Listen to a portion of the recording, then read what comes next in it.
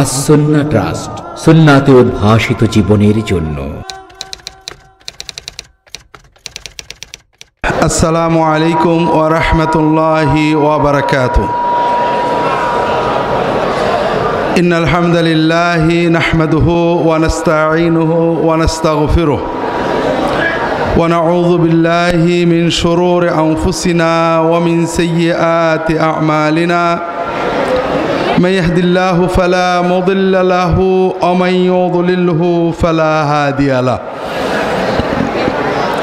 وأشهد أن لا إله إلا الله وحده لا شريك له وأشهد أن محمدا عبده ورسوله صلى الله عليه وعلى آله وأصحابه وبارك وسلم। أما بعد, আমরা বাকশির এই মোবারক মাহফিলের তৃতীয় এবং শেষ রাত্রিতে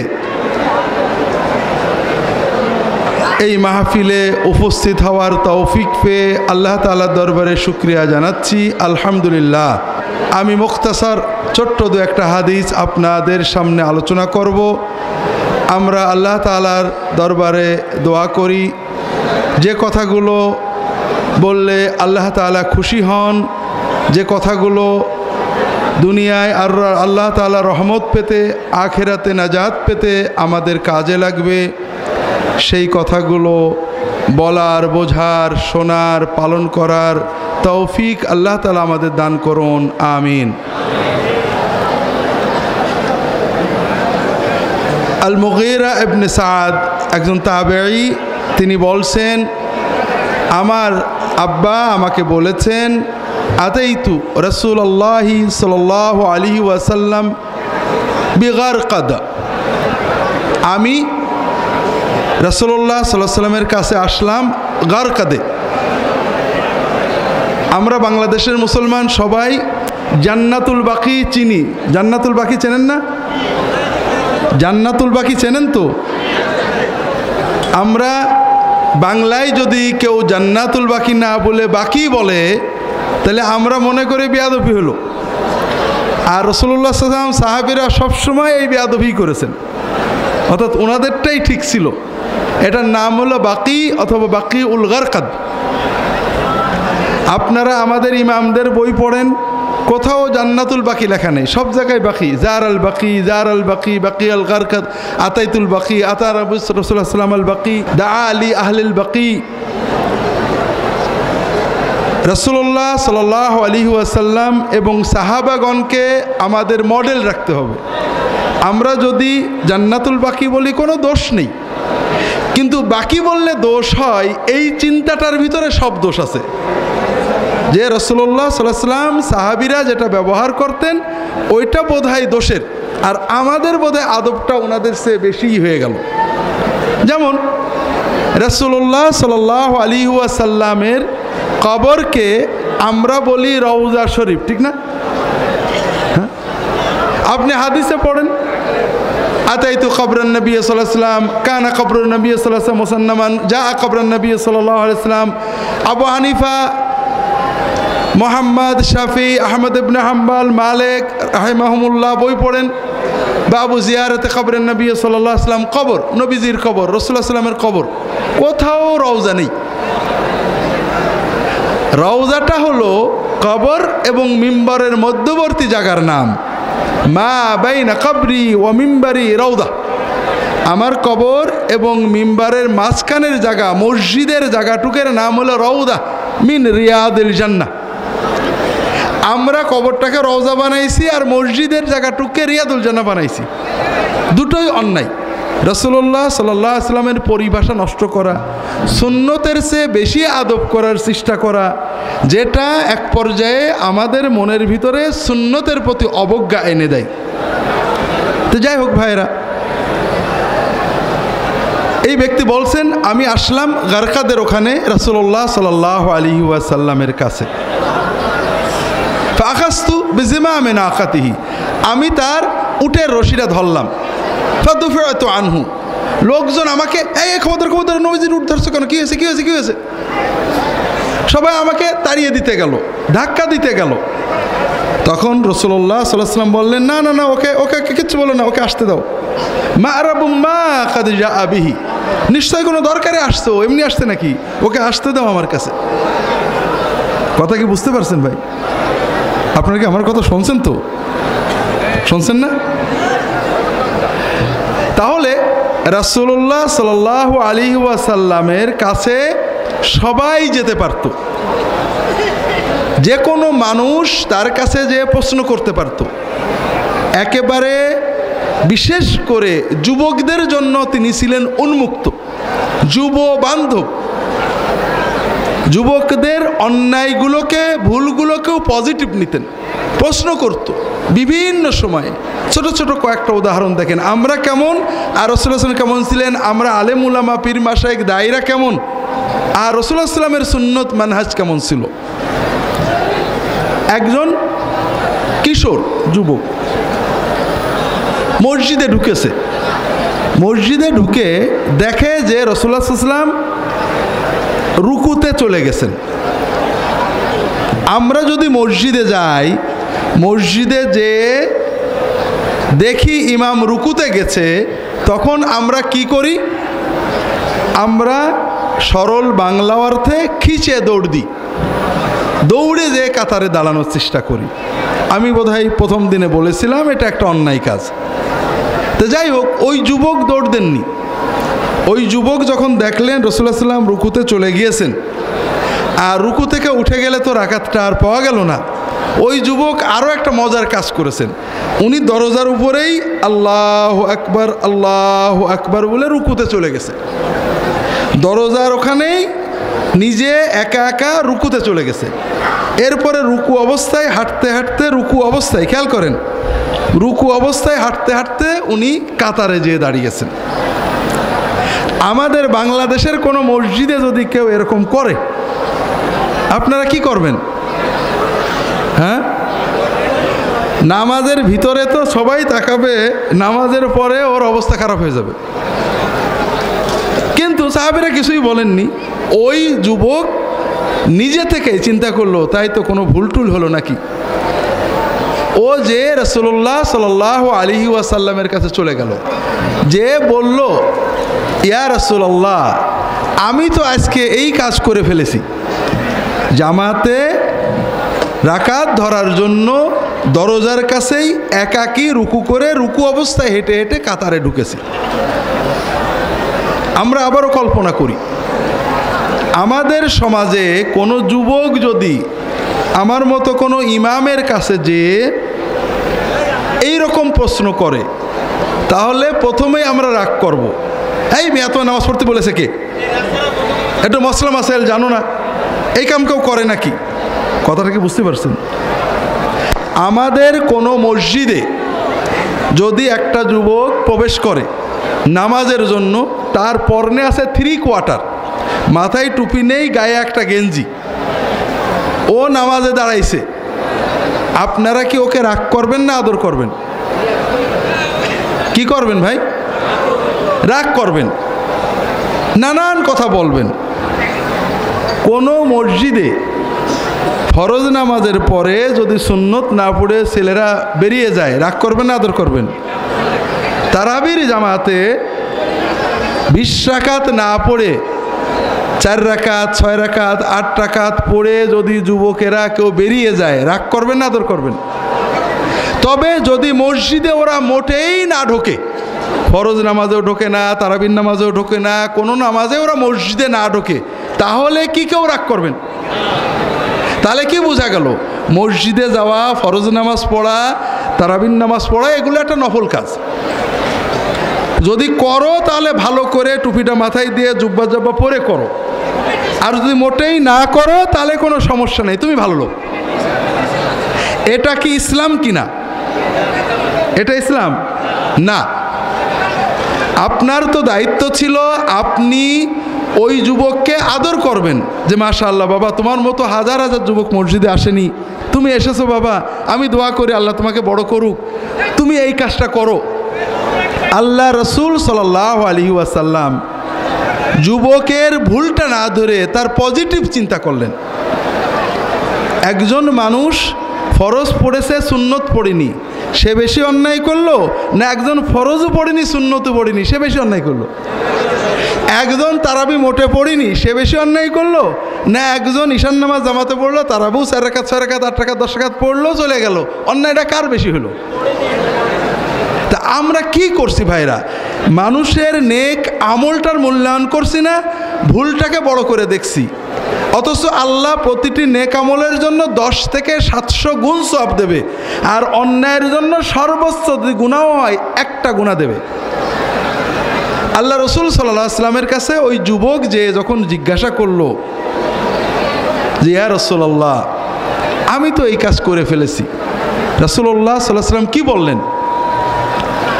প্রথমে বললেন জাদাকাল্লাহু হিরসান, প্রথমেই তার জন্য দোয়া করলেন তোমার ভিতরে একটা ভালো গুণ আছে, পজিটিভ দিক আছে, সেটা তুমি নামাজের জামাত ধরার আগ্রহ। খুব ভালো করে বোঝেন, প্রতিটি মানুষের ভিতরে আপনার বিশেষ করে দিনের দায়ীদের, গতকাল আপনাদেরকে বলেছি আল্লাহর দিনের দায়ী হতে হবে, আর দায়ী হতে গেলে অন্তর দিয়ে প্রতিটি মানুষের ভিতরের ভালো গুণটাকে হৃদয় দিয়ে ভালোবেসে ওইটা দিয়ে দাওয়াত দিতে হবে। রাসূলুল্লাহ সাল্লাল্লাহু আলাইহি ওয়াসাল্লাম বললেন জাদাকাল্লাহু হিরসান, আল্লাহ তাআলা এই যে জামাত ধরার জন্য তোমার আগ্রহ, আল্লাহ এটাতে বরকত দিক, তোমার আগ্রহ বাড়িয়ে দিক। আল্লাহ রসুল সাল্লাল্লাহু আলাইহি ওয়াসাল্লাম দোয়া করেছেন, মনটা ভরে গেছে। এরপরে কি বললেন? রাগ করেননি, বলেননি যে আবার যে নামাজ পড়ো, তুমি কেন এরকম করেছো, কিছু শেখনি বেয়াদব, কোনোটাই বলেননি। তিনি বলেছেন লা তাউদ, বাবা এইরকম কিন্তু আর কখনো করো না বাবা। কেউ সুবহানাল্লাহ বলল না। আল্লাহ রসুল সাল্লাল্লাহু আলাইহি ওয়াসাল্লাম কীভাবে মূল্যায়ন করতেন আপনাদের আরেকটা নমুনা দিই।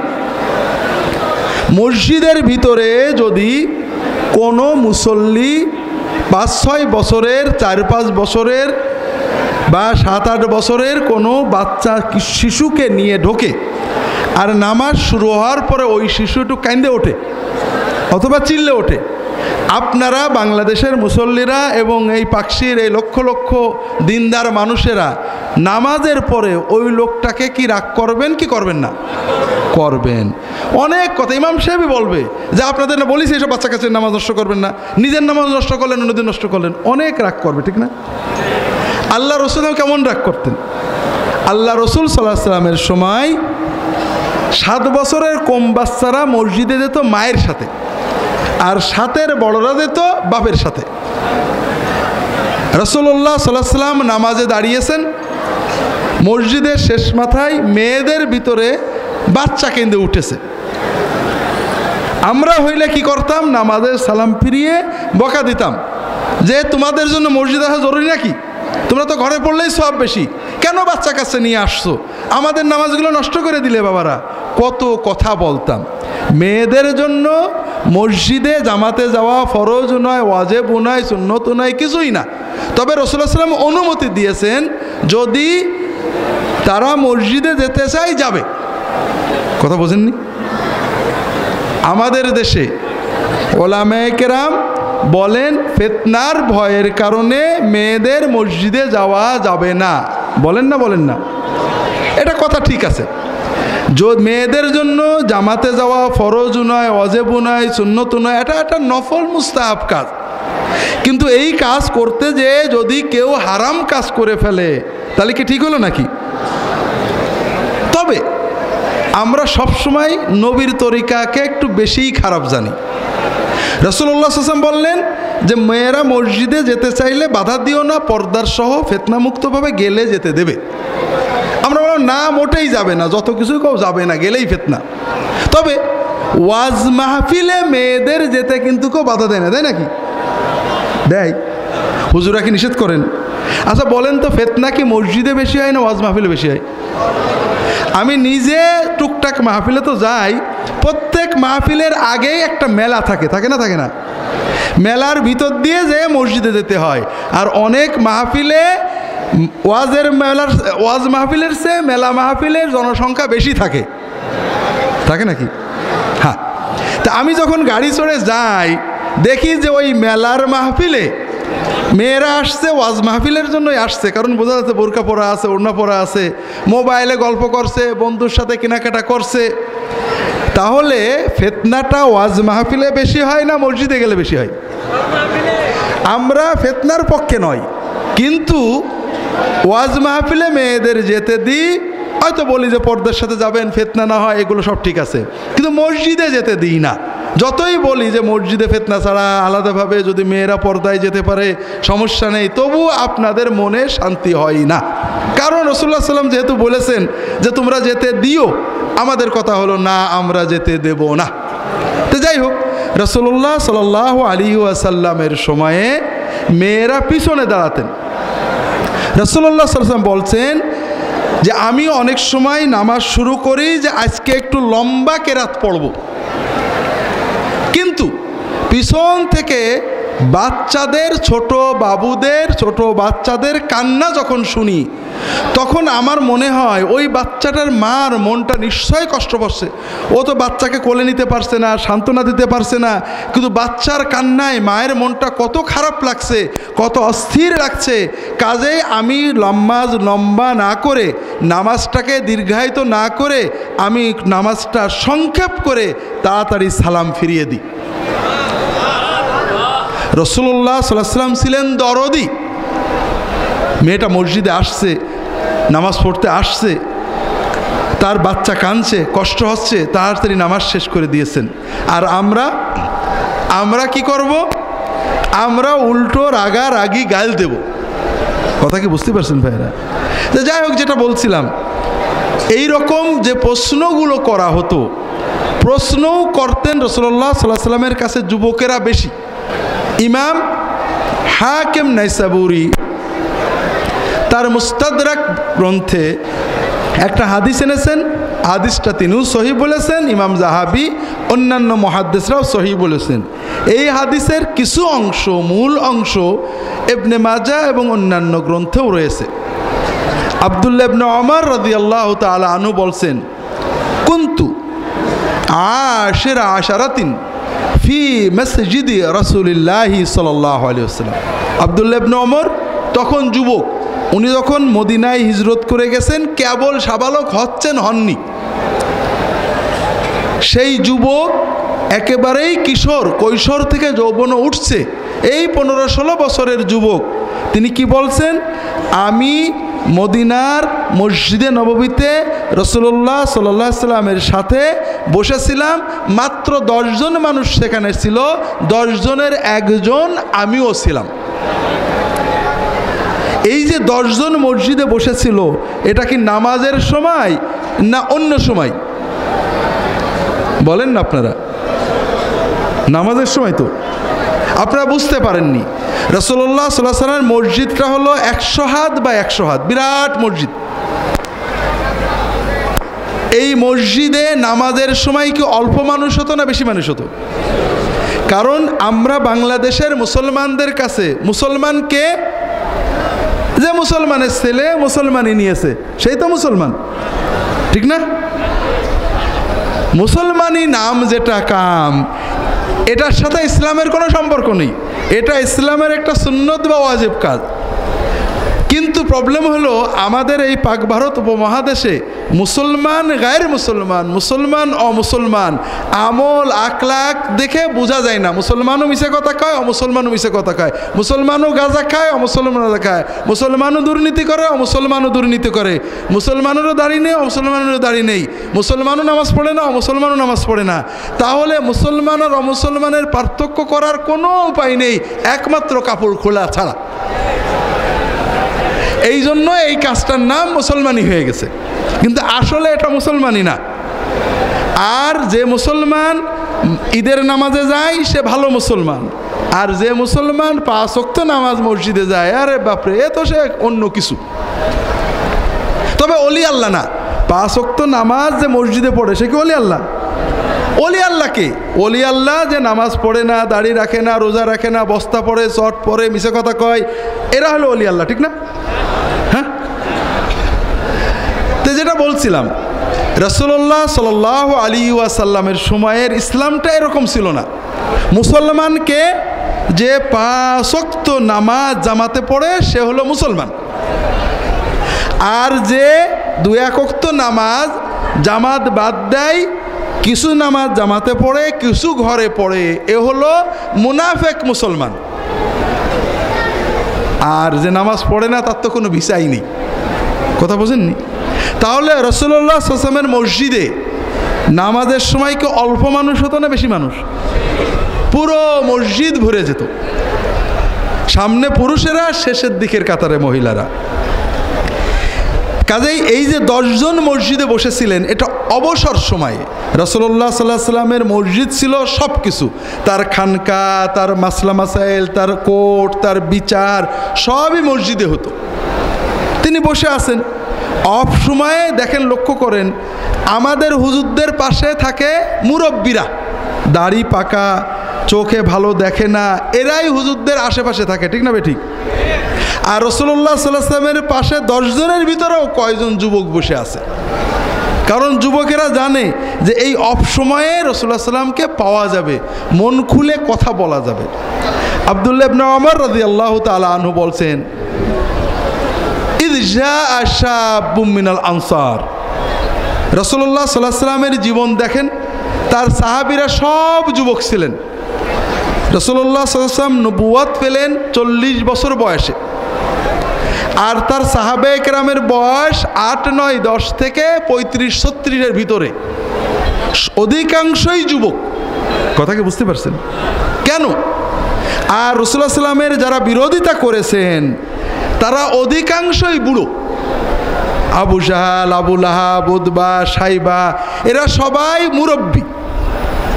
আর যারা ঈমান এনেছেন, আব্দুল্লাহ ইবনে মাসউদ, আব্দুল্লাহ ইবনে জুবায়ের, আলী, আবু বকর, ওমর, ওসমান রাদিয়াল্লাহু তাআলা আনহুম আজমাইন, এরা সবাই যুবক।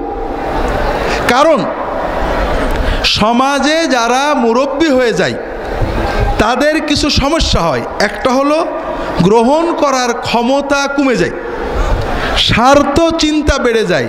সবই ঠিক আছে, বুঝি কথাটা ঠিক, কিন্তু এইটা করলে এইটা হবে। আমাদের মরহুম পীর সাহেব হুজুরের কাছে কত এইগুলো হতো, হুজুর আপনার কথা ঠিক আছে, কিন্তু এইটা করলে হুজুর মুরিদ কেটে যাবে, হুজুর কেউ আর আসবে না, দরবার থাকবে না, হুজুর এ কথা বললে লোকে মানবে না, আলেমরা নিন্দা করবে, হেন করবে, তেন করবে। আমাদের মরহুম পীর সাহেব হুজুরের আশেপাশে যারা ছিলেন তারা সবাই এগুলো জানেন। আর তার কথা ছিল যে আমার বিজনেস আল্লাহর সাথে, মুরিদ চলে গেলে যাক, আমি একা ঘরে বসে থাকবো, কিন্তু যেটাকে হক বুঝেছি আমি বাতিলের সাথে কোনো আপোষ করব না। যাই হোক, বড় হলে, বয়স হলে মানুষের স্বার্থ চিন্তা হয়। দ্বিতীয় একটা হয় স্থবিরতা। সবই ঠিক আছে, কিন্তু এতকাল ধরে বাপদাদার যুগ থেকে করে আসছি, এগুলো কি আর একেবারেই ঠিক না, কি করে ছাড়বো? কথা বোঝেননি? সব বোঝে। মুহাম্মদ রাসূলুল্লাহ সাল্লাল্লাহু আলাইহি ওয়াসাল্লাম এমন কোনো দাওয়াত দেননি যেটা আরবের কাফেররা খারাপ বলতো। তারা আল্লাহ মানতো, আল্লাহর ইবাদত করতো, আল্লাহর কাছে দোয়া করতো, আল্লাহর ইবাদত করতে বলতো, পিতামাতার খেদমত ভালো কাজ, সত্য কথা বলা ভালো কাজ। রাসূলুল্লাহ সাল্লাল্লাহু আলাইহি ওয়াসাল্লাম যত বিষয়ের দাওয়াত দিয়েছেন সেগুলো যে ভালো, এটা আরবের মক্কার নেতা গোতা সবাই স্বীকার করত। একটাই শুধু বিরোধিতা, যে আমরা এই যে বাপ দাদার থেকে যে পদ্ধতিতে করে আসছি, মুহাম্মদ সেই পদ্ধতির ভিতরে খোঁচা দিয়েছে, এটা নেওয়া যাবে না। যুবকদের এই স্বার্থ চিন্তা থাকে না। যুবকেরা যেটাকে সত্য বলে বোঝে, সে সত্যকে গ্রহণ করতে ওদের স্বার্থ নেই। বাপ এই তুই এটা করিস নে, তোর ওই জমি চলে যাবে, ওর জমির কোনো মহব্বতই নেই, আমি করবো যা হয় হোক। যুবকের গ্রহণ ক্ষমতা থাকে। যুবকেরা চায় সমাজকে পরিবর্তন করতে, ভালো কাজ করবে, কখনো নিজেকে প্রকাশ করতে, কখনো সমাজকে পরিবর্তন করতে। যে উদ্দীপনা, আগ্রহ, এটা যুবকদের ভিতরে থাকে। তবে তারা মিসগাইড হয়, কখনো নাস্তিকতায় চলে যায়, কখনো। আমার ঝিনাইদহের এক ডাক্তার আছেন, বলছেন যে স্বাধীনতার পরে জাসদের গণবাহিনী হলো, এদেশে জুলুম অত্যাচার, বঙ্গবন্ধু শেখ মুজিবের সরকারের পরিবর্তন করতে হবে, অস্ত্র নেও। তিনি বললেন যে আমার সাথে যত মেধাবী ছিল যুবক তখন এইচএসসি পরীক্ষা দেবেন, অধিকাংশই এই সমাজ পরিবর্তন, বৈজ্ঞানিক সমাজতন্ত্রের মাধ্যমে সমাজ পরিবর্তনের নেশায় উন্মাদ হয়ে চলে গেল ওই দলে। আর এদের পরবর্তীতে অধিকাংশই আর লেখাপড়া কন্টিনিউ করতে পারেনি, রেজাল্ট ভালো করতে পারেনি। তাদেরকে যারা জঙ্গলে নিয়েছিল, অস্ত্র তুলে দিয়েছিল, গুলির মুখে নিয়েছিল, তারা মন্ত্রী মিনিস্টার হয়েছে, কিন্তু এই হাজার হাজার লক্ষ যুবকের ভবিষ্যৎ নষ্ট হয়ে গেছে। এই জন্য যুবকদের ভিতরে সমাজ পরিবর্তনের আগ্রহ থাকে, কিন্তু সঠিক দিক নির্দেশনা অনেক সময় পায় না। রাসূলুল্লাহ সাল্লাল্লাহু আলাইহি ওয়াসাল্লাম তাদেরকে সহজ সরলভাবে সঙ্গ দিয়েছিলেন, কাছে আসতে দিয়েছেন, বোঝাতে পেরেছেন, আদর করেছেন। এবং তার সবচেয়ে বড় মুজিজা ছিল এইটা, আল্লাহ কোরআন কারিমে রাসূলুল্লাহ সাল্লাল্লাহু আলাইহি ওয়াসাল্লামের ইবাদতের প্রশংসা করেননি, কারণ তিনি সবচেয়ে বড় আবেদ ছিলেন। তার পোশাক পাগড়ির কোনো প্রশংসা করেননি, তার দান খয়রাতের প্রশংসা করেননি। আল্লাহ কোরআন কারিমে তার আচরণ, মানুষের সাথে যে মিষ্ট আচরণ, সুমধুর আচরণ, মানুষের কথা মন দিয়ে শোনা, কাউকে কষ্ট না দেওয়া, আল্লাহ কোরআনে বলেছেন ইন্নাকা লাআলা খুলুকিন আযীম, ইয়া হে মুহাম্মদ আলাইহিস সালাতু ওয়াস সালাম, আপনি অত্যন্ত মহান আচরণ আখলাকের উপরে প্রতিষ্ঠিত রয়েছেন। আমরা যদি চাই রাসূলুল্লাহ সাল্লাল্লাহু আলাইহি ওয়াসাল্লামের সুন্নতের সঠিক অনুসারী হতে, আসলে বাইরে এই পয়েন্টটা আগে বুঝতে হবে, আজকে এটা বলার সময় নেই। যেটা বলছিলাম, আব্দুল্লাহ ইবনে ওমর রাদিয়াল্লাহু তাআলা আনহু বলছেন, আমরা বসে আছি 10 জন, এই সময় এক যুবক আসলো, মাদানী যুবক, আনসারি যুবক, মদিনার স্থায়ী একজন যুবক। আব্দুল্লাহ ইবনে ওমর মুহাজির যুবক, মক্কা থেকে হিজরত করে মদিনায় যে রয়েছেন, মদিনার এক যুবক এসে হাজির। কেন? যুবক জানে নবীজি সাল্লাল্লাহু আলাইহি ওয়াসাল্লামের কাছে যে সব জিজ্ঞেস করা যায়, কিন্তু মানুষ মুরব্বীরা ভিড় থাকলে যাওয়া কষ্ট। এখন নিশ্চয়ই নবীজি ফ্রি আছে, এখন যে শুনে নেব। কি শুনে নেব? এসে প্রশ্ন করছে, বসছে, কাল ইয়া রাসূলুল্লাহ, ইয়া রাসূলুল্লাহ আইয়ুল মুসলিমিন আফদল। খেয়াল করেন, আমরা আলেম উলামা নেককার মানুষদের কাছে যাই, প্রথমত যাই দুনিয়ার জন্য, হয় দোয়া নিতে, এটা দুনিয়ার কাজ, অথবা কোনো ঝগড়ার মাসলা শিখতে। সমাজে ঝগড়া হয়, ছোটোখাটো খুঁটিনাটি মশলা শিখতে। আমরা খুঁজে বেড়াই কোন হুজুর আমার পক্ষে বলে।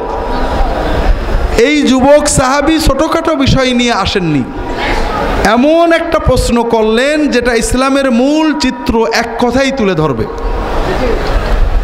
তিনি বললেন, ইয়া রাসূলুল্লাহ, ইসলামের ভিতরে, মুসলমানদের ভিতরে সবচেয়ে শ্রেষ্ঠ, আফদল, সবচেয়ে বেশি ফজিলতওয়ালা শ্রেষ্ঠ মুসলমান কে? তাহলে যুবকের প্রশ্নটা কি? মুসলমানদের ভিতরে শ্রেষ্ঠ কে? আমরা কি বলবো? মুসলমানদের ভিতরে শ্রেষ্ঠ যারা রাজনীতি করেন বলে, যারা রাজনীতি মার খায়, যারা তরিকা করেন যারা তরিকা করে, যারা কয় মাদ্রাসা যারা কয় মাদ্রাসা করে, যারা রফাদাইন করে যারা রফাদাইন করে, যারা হানাফি তারা বলে যারা হানাফি তারা শ্রেষ্ঠ। আমরা ছোট ছোট খুঁটিনাটি বিষয় যেগুলো শ্রেষ্ঠত্বের প্রমাণ না, যেগুলো আল্লাহর পথে চলার প্রতিযোগিতা মাত্র, সেইগুলোকে নিয়ে আমরা ঝগড়া করি।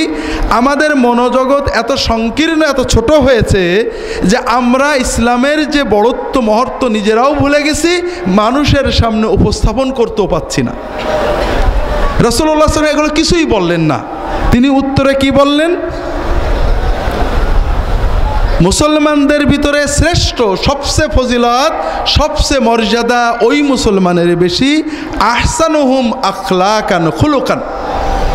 মুসলমানদের ভিতরে যার আচরণ, বিহেভিয়ার, মানুষের সাথে যার আচরণ সবচেয়ে অমায়িক, সবচেয়ে সুন্দর, ওই মুসলমান হলো মুসলিম সমাজের ভিতরে শ্রেষ্ঠ মুসলমান। হাজারিন, বিস্তারিত ব্যাখ্যা করার সময় নেই। নামাজ বড় দরকার, ইমানের আলামত, খুব কষ্টের কাজ। রোজা কষ্টের কাজ, যাকাত দেওয়া, নিজের হালাল উপার্জনের টাকা মানুষকে দিয়ে দেওয়া খুবই কষ্টের কাজ। তবে সবচেয়ে বড় কষ্ট ভাইরা, আল্লাহর দিকে তাকিয়ে ইমানের দাবিতে নিজের রাগ কন্ট্রোল করা, নিজের অহংকার রোধ করা, নিজের নফসকে নিয়ন্ত্রণ করা, এর চেয়ে কঠিন আর কিছু নেই। কথা বুঝতে পারেননি? নামাজ কষ্ট, রোজা কষ্ট, না রাগের মাথায় গাল না দিয়ে চুপ করে থাকা কষ্ট? ঠিক করে কোনটা কষ্ট? সকাল থেকে সন্ধ্যা পর্যন্ত মুসলমান 17 ঘন্টা 16 ঘন্টা 15 ঘন্টা না খেয়ে না পান করে ক্ষুধা পিপাসায় বুকের ছাতি ফাটিয়ে রোজা রাখে না? ক্ষুধা থেকে সবর করে আসে, সে গোপনে পানি খেলে কেউ দেখবে না, তারপরেও সে পানি না খেয়ে ভাত না খেয়ে কষ্ট করে না? কিন্তু ওই মুসলমানই ওই রোজা অবস্থায় একজন একটা বাজে কথা করলে ভট করে রেগে খারাপ কথা বলে না? তাহলে 17 ঘন্টা না খেয়ে থাকা কঠিন, না রাগের মাথায় নিজেকে নিয়ন্ত্রণ করা কঠিন? হ্যাঁ, আপনারা বলবেন রাগ তো একটা মানে ন্যাচারাল, এ তো হুজুর কন্ট্রোল করা যায় না। এটাও একটা মিথ্যা কথা।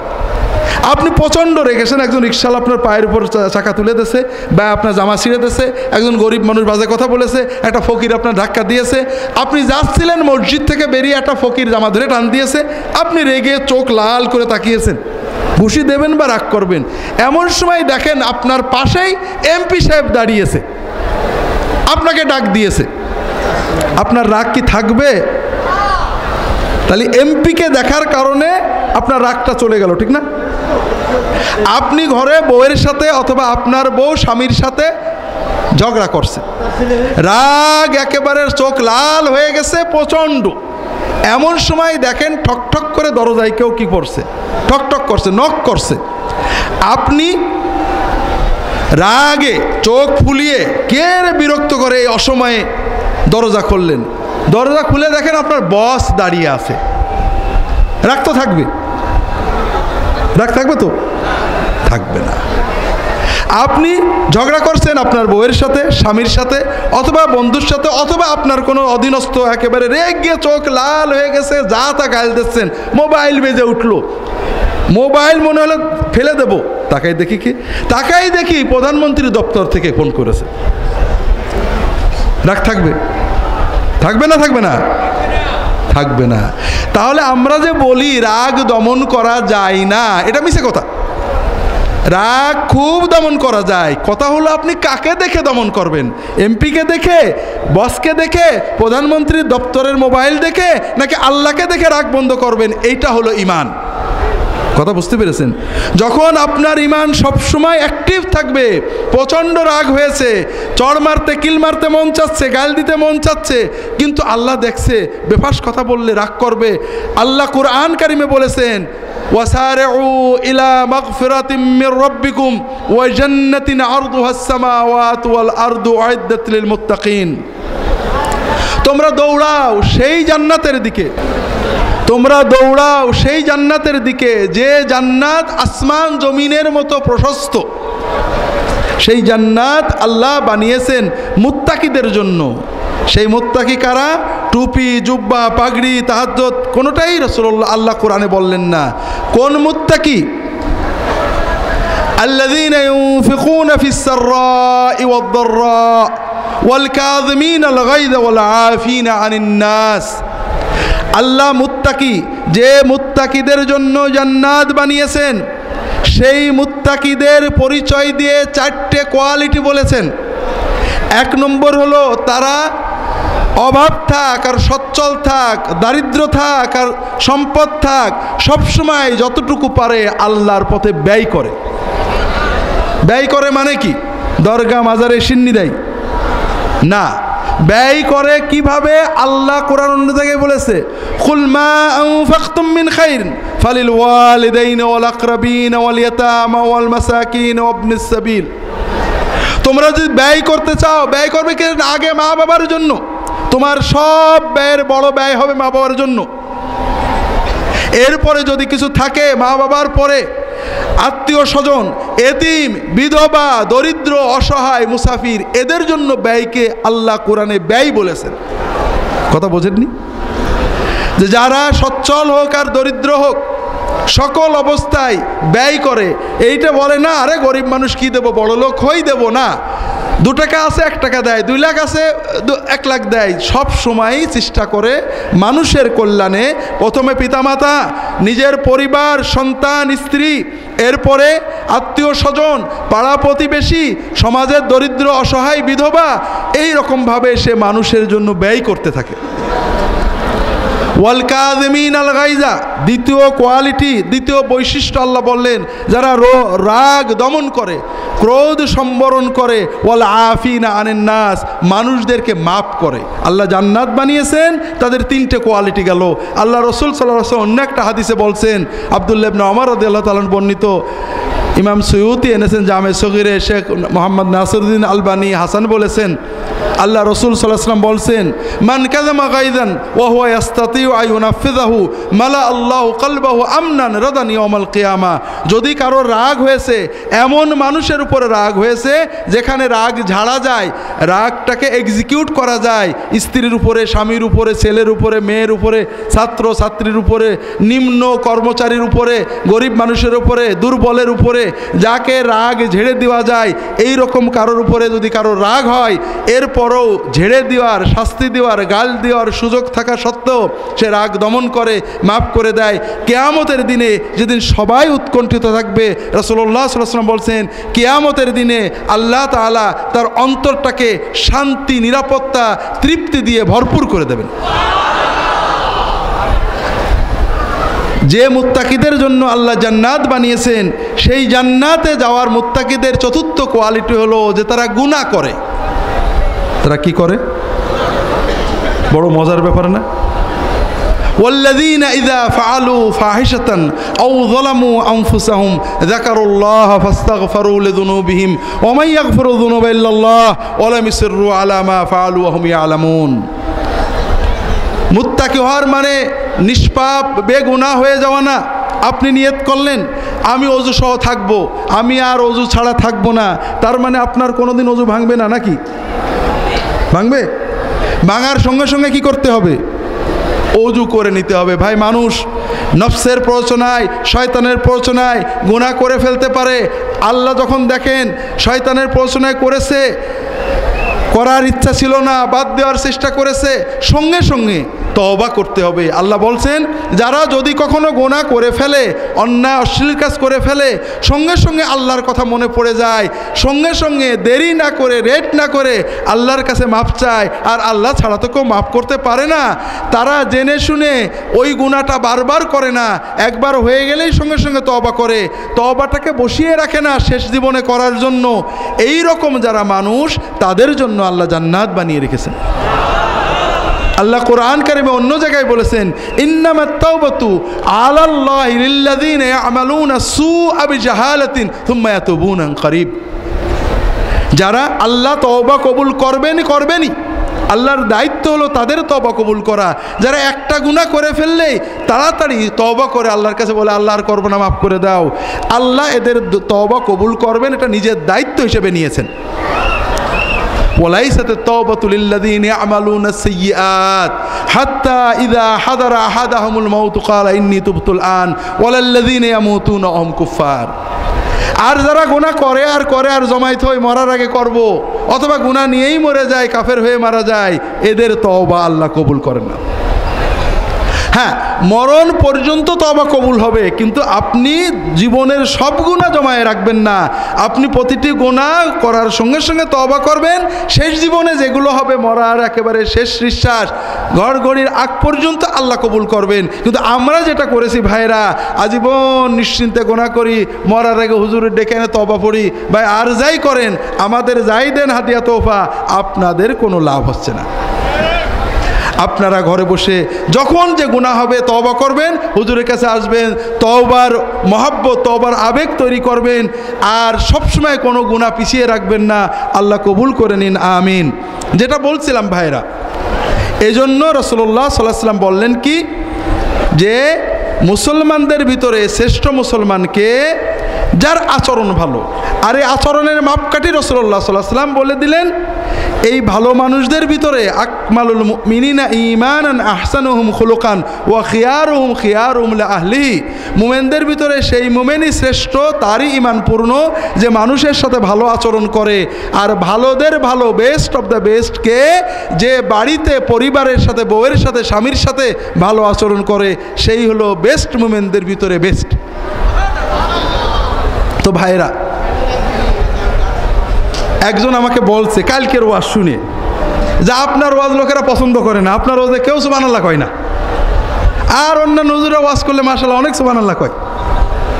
আমি করবো কি, আমার ওয়াজ পছন্দ হয় না, লোকদের বসে থাকে আলহামদুলিল্লাহ। যেটা বলছিলাম ভাইরা, তাহলে আপনি রাগ দমন করেন, বাইরের মানুষদের সাথে আচরণ ভালো করেন, এটা খুব বড় কাজ। কিন্তু এখানে অনেক সময় লৌকিকতা থাকে। কিন্তু আপনি বাড়ির ভিতরে ঢুকেছেন, ঘরের দরজা বন্ধ করেছেন, আর কেউ নেই, স্বামী স্ত্রী অথবা বাড়ি ছেলে মেয়ে, আব্বা আম্মা, সেখানে আমরা কিন্তু লৌকিকতার চাদর খুলে ফেলি। যে কারণে যে স্ত্রী বান্ধবীদের সাথে, আত্মীয়দের সাথে কি মধুর মধুর কথা বলে, স্বামীর কাছে গেলেই কেমন যেন হঠাৎ করে সব দুষ্টামি বেরিয়ে পড়ে। যে স্বামীটা বন্ধুদের সাথে, পীর ভাইদের সাথে কি সুন্দর মজার মজার অমায়িক গল্প করে চা খাওয়ায়, ঘরে গেলে যেন একেবারে নেকড়ে বাঘ হয়ে যায়। আছে না নেই? এর নাম ঈমান না, এর উল্টোটা ঈমানের দাবি। যে লোকের ভিতরে তো আপনি লৌকিকতাতে ভালো করবেন, হতেই পারে, কিন্তু কেউ দেখছে না, আল্লাহ একা দেখছেন।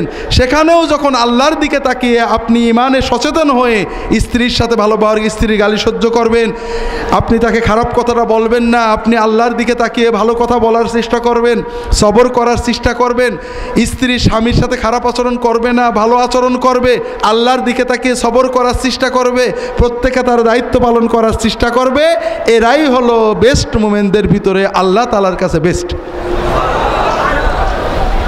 এই যুবক, রাসূলুল্লাহ সাল্লাল্লাহু আলাইহি ওয়াসাল্লামের সময়ের যুবকরাও ছিল বড় মজার। আর এক যুবক, এই যুবকের প্রশ্ন বলছি, আর যেটা প্রথম প্রশ্ন ওটা সর্বশেষ বলার চেষ্টা করব। আর এক যুবক আসছে, রাসূলুল্লাহ সাল্লাল্লাহু আলাইহি ওয়াসাল্লামের খেদমত করছে, মহব্বত করে খেদমত করছে, পানি আগিয়ে দিচ্ছে, মেসওয়াক আগিয়ে দিচ্ছে। রাসূলুল্লাহ সাল্লাম বললেন, রাবিয়া ইবনে কাব, তুমি যে আমার খেদমত করলে খুব ভালো লাগলো, তুমি বাবা কি চাও আমার কাছে বলো না। ইয়া রাবিয়া সাল, তুমি আমার কাছে চাও। কে বলছেন? মুহাম্মদ রাসূলুল্লাহ সাল্লাল্লাহু আলাইহি ওয়াসাল্লাম, যিনি আল্লাহর হাবিব, আল্লাহর খলিল, আল্লাহর নবী, যিনি যে কোনো দোয়া করলে আল্লাহ দেবে। আবার তিনি মদিনা রাষ্ট্রের প্রেসিডেন্ট, তার কাছ থেকে যে কোনো সম্পদ চেয়ে নেওয়া যায়। এত সুযোগ। আমাদের প্রধানমন্ত্রী যদি বলে যে তুমি কি চাও, আমরা টাকা পয়সা চাকরি বাকরি চাইব, কিন্তু আমরা কেউই বলবো না আমাদের দিনের কিছু জিনিস দেন। আমাদের দেশের কোনো বড় অলি বুজুর্গ নেককার মানুষ, যার ব্যাপারে আপনার আমরা ভালো ধারণা রাখি যে হয়তো আল্লাহ ওনার দোয়া কবুল করতে পারেন, তিনি যদি বলেন বাবা বলো তুমি যা চাও আমি আল্লাহকে দোয়া করে দেবো, পেয়ে যাবা, আমরা কি চাইবো? সঙ্গে সঙ্গে ছেলের চাকরি, মেয়ের চাকরি, টাকা পয়সা, বড় লোক, এইসব। আর রাসূলুল্লাহ সাল্লাল্লাহু আলাইহি ওয়াসাল্লামের এই কিশোর সাহাবী বড় অদ্ভুত। তিনি বললেন, ইয়া রাসূলুল্লাহ উরিদু মুরাফাকাতাকা ফিল জান্নাহ, ইয়া রাসূলুল্লাহ আমি একটাই জিনিস চাই, জান্নাতে যেন আপনার কাছে থাকতে পারি। ওই কিশোরও বুঝেছে দুনিয়ায় যা চেয়ে নেব এই মহান নবীর কাছ থেকে যা আমি বলবো হয়তো উনি দেবেন, কিন্তু দুনিয়ার যেটাই আমি নেব, চাকরি বাকরি, সম্পদ, টাকা পয়সা, বউ বাচ্চা, একদিন ওটা ছেড়ে দিয়ে আমাকে চলে যেতে হবে। ঠিক না বেঠিক ভাই? অনন্ত জীবনের শ্রেষ্ঠ নিয়ামত মুহাম্মদ রাসূলুল্লাহ সাল্লামের সহবতে থাকা, আমি এই জিনিসটাই চেয়ে নেব। আবার রাসূলুল্লাহ সাল্লাম কি বললেন ওই কিশোরকে? আমাদের কোনো হুজুরের কাছে আমরা যদি বলি হুজুর দোয়া করেন যেন জান্নাত, আচ্ছা বাবা আমি দোয়া করে তুমি জান্নাতে যাবা, আচ্ছা বাবা যাও আমি খেয়াল রাখবো, আমরা মনে করি মাশাআল্লাহ হুজুর খেয়াল রাখছে, আমাদের আর কোনো টেনশন নেই। আমাদের মরহুম হুজুরের কাছে, পিসা হুজুরের কাছে ঝালকাঠি থেকে একজন ফোন করেছে, আমি তাকে চিনি, বেচারা একসময় এমপিও ছিলেন। তো হুজুর আমার খুব অসুবিধা, বিভিন্ন কষ্ট ঝামেলায় আছে, একটু খেয়াল রাখবেন, একটু লক্ষ্য রাখবেন হুজুর। তা হুজুর বলছে ফোনে, তখন মোবাইল ছিল না, বলে আমার আল্লাহটা কপালে কপাল দেশে চোখের সাথেই লাগানো, জীবনে নিজের চোখ দিয়ে কপাল দুটো দেখতে পারলাম না আয়না ছাড়া, আর তোমার ঝালো কাটে আমি দেখে বলবো কে আল্লাহ দেখছে না, তাহাজ্জুদ পড়ে আল্লাহর কাছে যেতে পারছো না। তো যেটা বলছিলাম, আমরা বড় হতভাগা। আমরা মানুষের কাছে দোয়া চান, কোনো দোষ নেই, কিন্তু মানুষের কাছে যেতে হয় মহব্বতে, আল্লাহর জন্য মহব্বতে, শিখতে। চাওয়া চাওয়ি তো আল্লাহর কাছে। আপনি আমার কাছে আসলেন, দোয়া চাইলেন, আমি দোয়া করলাম, হলো বা না হলো, আপনি তেমন কিছু পাইলেন না। আপনি তাহাজ্জুদের নামাজে যে আল্লাহর কাছে কাঁদেন, কাঁদতে থাকেন, আপনার বিপদও কেটে যাবে, আপনি আল্লাহর ওলি হয়ে যাবেন। আপনাদেরকে অনেক মাহফিল আমি বলেছি, পাকশির মাহফিলেও বলি, অনেকে জানেন অনেকে জানেন না।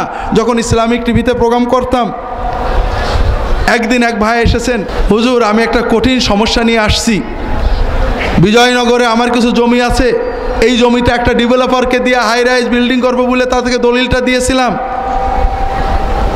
এখন সে দলিলও দিচ্ছে না, এগ্রিমেন্টও করছে না, টাকাও দিচ্ছে না। আমার মনে হয় হুজুর আমার কয়েক কোটি টাকা সম্পত্তি গেল, সবই গেল। ওদের কাছে দলিল আদায় করা হুজুর খুবই কঠিন, ওরা সন্ত্রাসী পোষে। আমাকে অনেকে বলেছে তুমি অমুক হুজুরের কাছে যাও, জিন দিয়ে করে দেবে, অমুক বাবার কাছে যাও, জাদু বা দোয়া তদবির দিয়ে করে দেবে। কিন্তু আপনারা ইসলামিক টিভিতে বলেন এই জাদু তদবির এগুলোতে ইমান চলে যায়, এগুলো করতে হয় না, এই তাবিজ টাবিজ এগুলো করতে হয় না। তা আমি আপনার কাছে হুজুর ছুটে আসছি, সুন্নত কোনো আমল আছে কি না আমাকে বলেন হুজুর, আমি যেন আমার দলিলটা ফিরে পাই।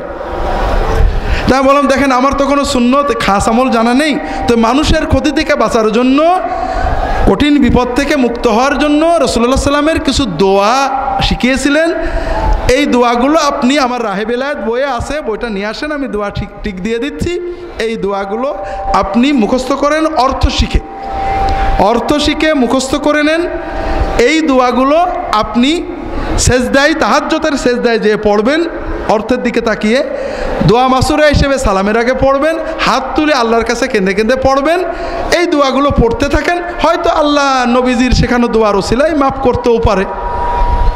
মাসখানেক পরে এই ভদ্রলোক এসে হাজির, হুজুর আলহামদুলিল্লাহ, এই সেদিন দুই তিন দিন আগে বললো বোধ হয়, ওই যে আমার যে ডেভেলপারকে দলিল দিছিলাম, বলা নেই কওয়া নেই, কোনো যোগাযোগ নেই, হঠাৎ এসে দরজায় বেল দিয়ে দলিলটা আমার দিয়ে চলে গেল। তখন আমি বললাম যে আলহামদুলিল্লাহ খুব ভালো হয়েছে তো। বলে না হুজুর ভালো না, মনটা খারাপ। কেন ভাই? বলে যে হুজুর এই যে মাসখানেক আপনার কথা মতো তাহাজ্জুদে দোয়া করতাম, চোখের পানি আসতো, আল্লাহর কাছে কাঁদতাম, এত মজা লাগছিল হুজুর, এখন আমার মনে হচ্ছে যে আমার জমির দলিলটা যদি আরও 6 মাস পরে ফেরত দিত তাহলেই ভালো হতো। আল্লাহু আকবার। ভাই আপনি আপনার রবের সাথে কাঁদেন, আপনি সব বিপদও কেটে যাবে, আপনার বেলায়েতও এসে যাবে। কথা বলতে শেখেন না আল্লাহর সাথে, সব হয়ে যাবে। যেটা বলছিলাম, এই কিশোর রাসূলুল্লাহ সাল্লাল্লাহু আলাইহি ওয়াসাল্লামকে যখন বললেন ইয়া রাসূলুল্লাহ আমি জান্নাতে আপনার সাথে থাকতে চাই, রাসূলুল্লাহ সাল্লাম এমনি দোয়া করে দিলেন না, কি বললেন? ফাআইন্নি আলা যালিকা বিকাসরাতিস সুজুদ। রাবিয়া যদি জান্নাতে আমার সাথে থাকতে চাও তো এমনি হবে না, আমাকে একটু হেল্প করো বাবা, তুমি বেশি বেশি করে নফল নামাজ পড়ো, যত বেশি নফল নামাজ তুমি পড়বে, তাহাজ্জুদ পড়বে, ইশরাক পড়বে, নফল নামাজ পড়বে, আমার সাথে জান্নাতে থাকা তোমার জন্য সহজ হয়ে যাবে। তো যেটা বলছিলাম ভাইরা, এই যুবক, যে যুবকের কথা বললাম, এসে জিজ্ঞাসা করলো শ্রেষ্ঠ মুসলমানকে, এবারে দ্বিতীয় প্রশ্ন করেছে, ইয়া রাসূলুল্লাহ আইয়ুল মুসলিমিন আকিয়াস। শ্রেষ্ঠ মুসলমানদের কথা তো বুঝলাম, তবে মুসলমানদের ভিতরে সবচেয়ে বুদ্ধিমান মুসলমানকে ইয়া রাসূলুল্লাহ? তখন রাসূলুল্লাহ সাল্লাল্লাহু আলাইহি ওয়াসাল্লাম বললেন আকসারুহুম লিল মাউত যিকরান ওয়া লিমা বা'দাহু ইস্তি'দাদা। মুসলমানদের ভিতরে সবচেয়ে বুদ্ধিমান মুসলমান, সচেতন মুসলমান ওই মুসলমান যে মৃত্যুর কথা বেশি বেশি করে মনে রাখে আর মৃত্যুর পরের জীবনের জন্য বেশি বেশি প্রস্তুতি নেয়। তো ভাইরা, দুটো ছাত্র, একটা ছাত্র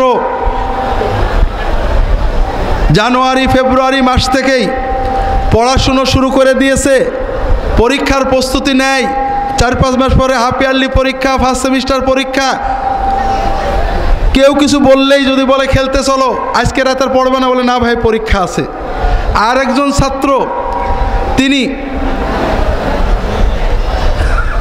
খুব বুদ্ধিমান। আরে পরীক্ষা কোনো 7-8 মাস দেরি আছে, আরে লাখ সময় আসলে পড়া যাবে। এই 2 ছাত্রের ভিতরে বুদ্ধিমান কে? হ্যাঁ, তো ভাইরা আমাদের তো যেতেই হবে। মৃত্যুর কথা মনে করলে কি মরণ কাছে আসে নাকি? আমাদের আপনজনেরা যখন আমরা বলি আমি যদি মরে যাই হয়তো মরে যাব, সঙ্গে সঙ্গে বলে কেউ, আমাদের এলাকায় কেউ বলে 60 মানে কি আমি জানি না, কি জন্য বলে জানি না। 60 না হয় 70 হলে কি সমস্যা তাও জানি না। তো কথা হলো 60 বলতে হয় না, খবরদার এসব কথা বলতে হয় না। তার মানে আমরা যদি মৃত্যুর কথা বলি তাহলে আজরাইলের আমাদের কথা মনে পড়ে যাবে, ঠিক না? ঠিক না? আর যদি আমরা মৃত্যুর কথা না বলি তাহলে আজরাইলও আর আমাদের কথা মনে করবে না, মরণটা পিছিয়ে যাবে, ঠিক না? না ভাই, ওই ছাত্রই বুদ্ধিমান যে ডিসেম্বরের পরীক্ষার কথা জানুয়ারি ফেব্রুয়ারিতে মনে রাখে, আর ওই ছাত্র বোকা যে মরণের কথা মনে রাখে না, পরীক্ষার কথা মনে রাখে না, হবে সময় আসলে পড়ে নেব, ও ভালো রেজাল্ট করতে পারে না। এই জন্য ভাইয়েরা আখেরাতের কথা মনে রাখলে তো দুনিয়ায় কোনো লস নেই। দুনিয়ার প্রতিটি কাজই আখেরাতের হতে পারে যদি আখেরাত মুখিতা থাকে। আপনার পরিবার, আপনার আয় উপার্জন, আপনার বিয়ে শাদী, আপনার চাকরি বাকরি, আপনার ঘরের এসি, আপনার ঘরের ফ্যান, আপনার গাড়ি, আপনার বাড়ি, এ সবই আখেরাতের হতে পারে যদি আপনি আখেরাত মুখিতাকে লালন করে এই কাজগুলো করেন। কথা কি বুঝতে পেরেছেন? তা আজকে এটা আমরা বলতে পারবো না। আল্লাহর সাথে বিজনেস মনের ভিতরে। আপনি বাড়ি করেছেন, পাশের লোক দোতলা করেছে, আমি একটা 3 তলা না করলে কেমন হয়? আপনার বাড়ির টাকা দুনিয়াতেই থাকলো, মাটিতেই পথলেন, আল্লাহর কাছে পাবেন না। আপনি বাড়ি করেছেন যে আমার ছেলে মেয়ে আছে, পর্দার সাথে থাকতে হবে। ভাঙাচুরো বাড়ি হলে মান সম্মান ইজ্জত অর্থাৎ আব্রু পর্দা নষ্ট হবে। ভালো করে বাড়ি করি যেন পর্দার সাথে স্ত্রীরা থাকতে পারে, বউ ছেলে মেয়ে থাকতে পারে। আপনার বাড়িই থাকবে, কিন্তু বাড়ির যত খরচ আপনার নেকির আমলনামায় জমা হয়ে যাবে। আপনার ছেলে চাকরি করবে, আলহামদুলিল্লাহ, আপনার ছেলে পড়বে, ব্যারিস্টার হবে, আপনি শুধু খরচ করছেন, ও খরচ মাটিতেই চলে গেল, কোনো কাজে লাগলো না। আপনার ছেলের পিছনে খরচ করছেন, আমার ছেলে ভালো মুসলমান হবে, আল্লাহওয়ালা হবে, দিনদার হবে, আলেম হবে, আমি তাকে দুনিয়ায় তো হবেই, কিন্তু আমার মূল মাকসুদ সেজন্য আল্লাহওয়ালা হয়, তার সবটা আমি কবরে বসে পেতে পারি। ওর পিছনে যত খরচ করছেন আপনি সবই আপনার নেকির আমলনামায় জমা হয়ে যাচ্ছে। তো এই জন্য ভাইরা আখেরাত মুখিতা যত আসবে দুনিয়ার হিংসা কমে যাবে, লোভ কমে যাবে, স্বার্থপরতা কমে যাবে। চলেই তো যেতে হবে, ঝগড়া করে কী লাভ, কখন যাই তো ঠিক নেই। এই জন্য আল্লাহ রসুল সাল্লাল্লাহু আলাইহি ওয়াসাল্লাম অন্য হাদিসে বলছেন, কুন ফিদ দুনিয়া কাআন্নাকা গারিবুন আও আবিরু সাবিল। তুমি দুনিয়াতে এমনভাবে থাকবে যেন তুমি মুসাফির অথবা পথচারী, বিদেশি। যে বিদেশি, সে বিদেশে ঝগড়া করে না, মামলা মোকদ্দমা করে না, পথে যে যায় ফেরিতে উঠে জায়গা নিয়ে ঝগড়া করে না, সে জানে আমাকে চলে যেতে হবে, মোটামুটি পার হয়ে গেলেই হলো। ঠিক আমাদের যেহেতু চলেই যেতে হবে, দুনিয়ার যত কাজ সব করব, কিন্তু দুনিয়ার সম্পদ নিয়ে ঝগড়া করা, মারামারি করা, হিংসা করা, এটা যে ভুল, এটা যে বাজে কাজ, এটা আপনার আখিরাতমুখী আসলে বুঝতে পারবেন, অন্তর শান্তি পেয়ে যাবেন, দুনিয়ার কত ময়লা যে মন থেকে চলে যাবে। আল্লাহ তাআলা তৌফিক দান করুন, আমিন। যে কথা বলছিলাম ভাইরা, আপনারা এসেছেন, প্রথম যে কথা বলতেছিলাম, আমার রাহে বেলায়েত বইটা আপনাদের সবার বলবো। আমি যখন ইহয়াউস সুনান লিখি, আমাদের মরহুম পীর সাহেব বললাম যে হুজুর এই বই লিখছি, বাবা আমাদের বিরুদ্ধে লিখেছো তো কিছু? তাহলে হুজুর লিখছি কিছু। নাম কি দেবে বাবা? অনেক নাম দেওয়া হলো। আমাদের ডাক্তার তারেক ছিলেন, কোনো নাম হুজুর নিলেন না, ইহয়াউস সুনান। বাবা সুন্নত তো বুঝলাম, এখন তো কারোর বই পড়ে মজা পাওয়া যায়, কোন আমলটা সুন্নত, আমলের উপর একটা বই লেখো। রাহে বেলায়েতরা লিখছিলাম। তা আলহামদুলিল্লাহ আপনারা যারা এখানে এসেছেন, নিজে পড়তে হবে ভাইরা।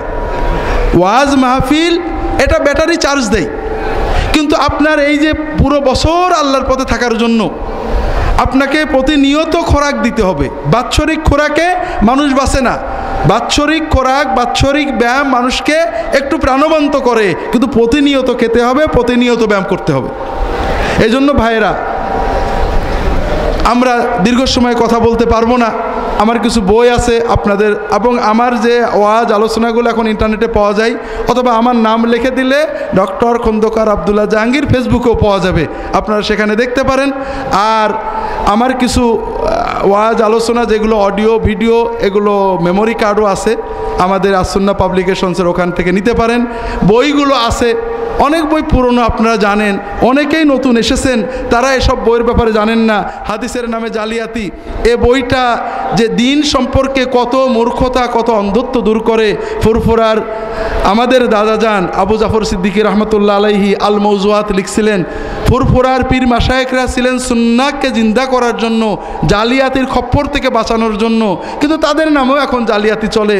তাদের খলিফা মুরিদেরা জাল কথা বলে, আর তারা যে বই লিখে গিয়েছেন পড়ে না। কিন্তু আপনারা যদি চান যে সত্যের আলোটা ভালো করে পাবেন, এ বইগুলো পড়বেন, এখানে আছে। ইমাম আবু হানিফা রহমতুল্লাহ আলাইহির লেখা আল ফিকহুল আকবর বইটা অনুবাদ এবং ব্যাখ্যা করে লিখেছি, যদি আপনাদের সুযোগ থাকে পড়বেন। তবে বিশেষ করে অবশ্যই রাহেবেল আয়াত বইটা সকলেরই আমলি জিন্দেগি, ইমানি জিন্দেগির জন্য পড়া আমি ভালো মনে করছি। আর আমার সর্বশেষ যে বইটা, সালাতের মধ্যে হাত বাঁধার বিধান, হাত কি নাভির নিচে, নাভির উপরে, কান ধরে, পিঠের কাছে, কোথায় রাখলে ভালো হয়, সবগুলো হাদিস আমি এনেছি। উদ্দেশ্য শুধু হাদিস আনা না, ছোট্ট একটা মশলা নিয়ে আমরা যে ঝগড়া করি এবং দিন নিয়ে যে ঝগড়া করি, আমরা রফাদিন করা না করা নিয়ে, জোরে আমিন বলা না বলা নিয়ে, অথবা কি বলে মসজিদে ইমামের খুতবার সময় সুন্নত পড়া না পড়া নিয়ে, দ্বিতীয় জামাত মসজিদে করা না করা নিয়ে, এই জঘন্য যে ঝগড়া, হিংস্রতা, মারামারি করি, আসলে ইমাম আবু হানিফা এগুলো বলেছেন না, হাদিসে এগুলো আছে।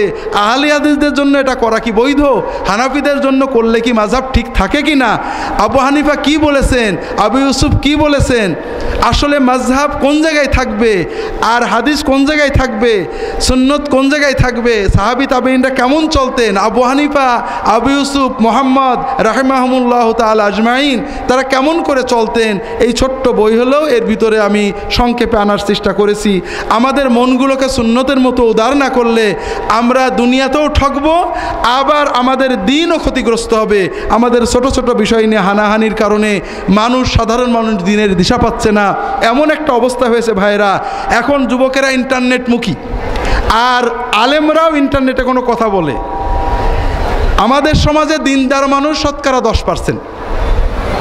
এই 10% লোক, কেউ আলে হাদিস, কেউ হানাফি, কেউ চরমনাই, কেউ ফুরফুরা, কেউ অমক, কেউ তমক, বিভিন্ন। আপনারা ইন্টারনেটে দেখবেন চরমনাইরা, ফুরফুরারা, হানাফিরা, আহলে হাদিসরা একজন আরেকজনের এমন গালি দিচ্ছে মনে হচ্ছে ওরা মানুষই না। হানাফিরা বলছে আহলে হাদিসরা ভারতের দালাল, কাফেরের দালাল, কি বলে আহলে হাদিসরা বলছে হানাফিরা কাদিয়ানির দালাল, জামাত ইসলাম বলছে চরমনাই ভারতের দালাল, চরমনাই বলছে জামাত ইসলাম কি বলে ইহুদিদের দালাল, জাকির নায়েককে বলছে ইহুদিদের দালাল। প্রত্যেকটা দিনের দায়ীর ব্যাপারে আলেম উলামারা এত নোংরা, অশালীন, অভদ্র কথা বলে যে যুবকেরা যখন ইন্টারনেটে এগুলো দেখে তখন তারা একটা জিনিস বিশ্বাস করে যে দুনিয়ার সকল আলেম বুজুর্গ দিনের দায়ী সবাই ইন্ডিয়ার দালাল, ভারতের দালাল, শয়তানের দালাল, একমাত্র ভালো হলো নাস্তিকেরা। কথা বোঝেননি? কোন হুজুরের দেখেছেন ইন্টারনেটে নাস্তিকদের বিরুদ্ধে কথা বলে? জাকির নায়েকের বিরুদ্ধে বলে, আহলে হাদিসের বিরুদ্ধে বলে, হানাফিদের বিরুদ্ধে বলে, আল্লামা শফি সাহেবের বিরুদ্ধে বলে, দেলোয়ার হোসেন সাইদির বিরুদ্ধে বলে, কিন্তু নাস্তিকদের বিরুদ্ধে বলে, মানে ধর্মত্যাগীদের বিরুদ্ধে বলে, এরকম পাবেন না। তাহলে কি বোঝা গেল যে আলেম উলামা সবাই ভারতের দালাল, ইন্ডিয়ার দালাল, হিন্দুদের দালাল, নাস্তিকদের দালাল, ইহুদিদের দালাল, খ্রিস্টানদের দালাল, শুধুমাত্র এই নাস্তিক অথবা ইহুদি খ্রিস্টান এরাই ভালো। তো ভাইরা, এভাবে আমরা নিজেদের নফসানিয়াত চরিতার্থ করছি বটে, কিন্তু ইসলামের কোনো উপকার হচ্ছে না। যদি কারোর কোনো কথা খারাপ লাগে, ভাইরা ইসলাম তো আদব শিখিয়েছে। আপনি মানুষের সমালোচনা করবেন, কর্মের সমালোচনা করেন, নাম ধরার দরকার নেই। যদি নাম ধরতেই হয়, ইসলাম আল্লাহু আকবার, আল্লাহ কোরআন কারিমে ইহুদিদের সমালোচনা করেছেন, খ্রিস্টানদের সমালোচনা করেছেন, প্রশংসা সহ বলেছেন ওদের অনেক ভালো আছে, এইটা খারাপ। আর আমরা মুসলমান আলেমরা আলেমদের সমালোচনা করি, ধুয়ে ফেলে দিই। কত দুর্ভাগ্য! না নবীর সুন্নত পেলাম, না আল্লাহর কাছ থেকে কিছু নিতে পারলাম। আপনার যদি সমালোচনা করার দরকার হয়, সবাইকে ভালো আমরা বলবো না। আমরা যদি কারোর কোনোটা খারাপ লাগে, খুব সহজে বলতে পারি অমুক ব্যক্তি আল্লাহর দিনের অনেক কাজ করেন, আমরা মনে করি তিনি আল্লাহর জন্য করছেন, কিন্তু তার এই কাজটা ভুল, আমরা আশা করি তিনি হেদায়েত হবেন। বলা যেত না ভাই? যায় না? যায় না? আল্লাহর কোরআনের হুকুম মানুষকে উপহাস না করা, টিটকেরি না মারা, অবজ্ঞা না করা, খারাপ উপাধি না দেওয়া, আন্দাজে কোনো না সন্দেহ করে কোনো দোষ না দেওয়া। কিন্তু দুর্ভাগ্য, আমরা সাহাবী, তাবেঈন, আমাদের 4 ইমাম এবং উম্মতের যারা রাহবার ছিলেন তাদের আদবগুলো পাইনি। শয়তান আমাদের মন মগজকে দখল করে নিয়েছে। তো এই ব্যাপারে ছোট্ট কিছু কথাই বই আছে, আপনারা পড়ার চেষ্টা করবেন। আরও কিছু বই আছে, আমাদের বর্তমান পীর সাহেব হুজুর ছোটো ছোটো কয়েকটা বই লিখেছেন খুব সংক্ষেপে সুন্দর করে। আপনারা সেগুলো নিয়ে বই পড়তে হবে ভাই। বইতে টাকা যায় না, 200 টাকা, 100 টাকা, 50 টাকা বই কয় টাকা যায়? ওই বইটা যদি, আমার বইগুলো আপনার ইন্টারনেটে পাবেন, যে কেউ www.assunnahtyre.com ঢুকলে বইগুলো ইন্টারনেটে পেয়ে যাবেন, আপনি ডাউনলোড করে নিতে পারবেন। কিন্তু আপনি যে টাকার কাগজ আর কালি খরচ করবেন, ওই টাকা দিয়ে বা ওর সাথে কিছু দিয়ে বাইন্ডিংয়ের খরচ দিলেই বইটা পেয়ে যাবেন। বইটা আপনার ঘরে থাকবে, আপনি পড়বেন, অন্যরা পড়বে, সাদাকায়ে জারিয়া থাকবে। কাজে বই পড়তে হবে। শুধু মাহফিলে আসলেন আর শুনে চলে গেলেন, 1 বছর এইটাই গেজালেন, জাবর কাটলেন, এতে আমরা ঠিক জায়গায় যেতে পারবো না। কোরআন পড়বো, হাদিস পড়বো, আলেমদের বই পড়বো, প্রশ্ন করব। যেটা বলছিলাম ভাইরা, ওই প্রথম সাহাবীর কাছে যায়। এই সাহাবী, যুবক সাহাবী, 2টো প্রশ্নের পরে আল্লাহ রাসূল 5টা বিষয় বলেছেন, এটা এখন আর বলতে পারবো না। ওই প্রথম যে লোক লাগাম ধরলো, রাসূলুল্লাহ সাল্লাল্লাহু আলাইহি ওয়াসাল্লাম বললেন যে কী ব্যাপার, তুমি কেন আসছো? ইয়া রাসূলুল্লাহ, দুল্লানি আলা আমালিন ইউকাররিবুনি মিনাল জান্নাতি ওয়া ইউবাইদুনি মিনান নার। ইয়া রাসূলুল্লাহ, আমাকে এমন একটা আমল বলে দেন যে আমলটা করলে আমি জান্নাতের কাছে যেতে থাকবো আর জাহান্নাম থেকে দূরে যেতে থাকবো। কথা বোঝেননি? দেখেন, সাহাবীরা প্রশ্ন করতেন খুচরো না, এক কথায় সব যেন জেনে নেওয়া যায়, সহজে যেন একটা মৌলিক জায়গায় যাওয়া যায়, এরকম প্রশ্ন। রাসূলুল্লাহ সাল্লাল্লাহু আলাইহি ওয়াসাল্লাম নাযারাহু ইলাস সামাই ওয়া ক্বাল, রাসূলুল্লাহ আসমানের দিকে একটু তাকিয়ে বললেন, ইন কুনতা কাদ আওজাসতাস সুআল ফাকাদ আতওয়ালতাল মাকাল। তোমার প্রশ্নটা সংক্ষেপ কিন্তু কথা অনেক বড়। তা'বুদুল্লাহ ওয়া লা তুশরিকু বিহি শাইয়ান ওয়া তুকিমুস সালাতা ওয়া তাহুজ্জাল বাইতা ওয়া তাসুমা রমাদানা আদ্দিজ যাকাতাল মাফরুদা ওয়া আতিন নাস বিমা তুহিব্বু আন তা'তিয়াহুম বিহি ওয়া মা তাকরুহু লিনাফসিকা ফাদা'in নাস আনহু।